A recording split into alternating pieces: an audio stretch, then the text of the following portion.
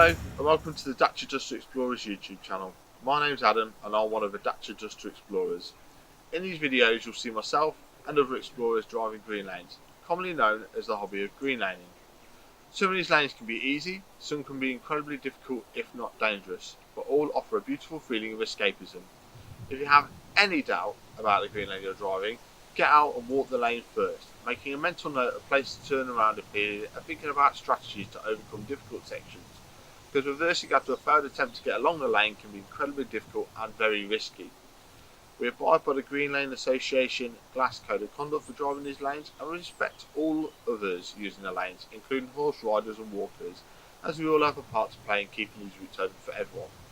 If you're thinking of green laning yourself, please consider joining the Green Lane Association to help fight to keep these lanes open and to help you understand more about this hobby. They also have a Trailwise 2 website which will significantly aid in your planning. Please don't forget to like and subscribe to the YouTube channel to get updates on new videos and check out our previous massive video collection. For more information head to the website www.daciadusterexplorers.co.uk, and finally, thanks for watching, stay safe and enjoy your trips.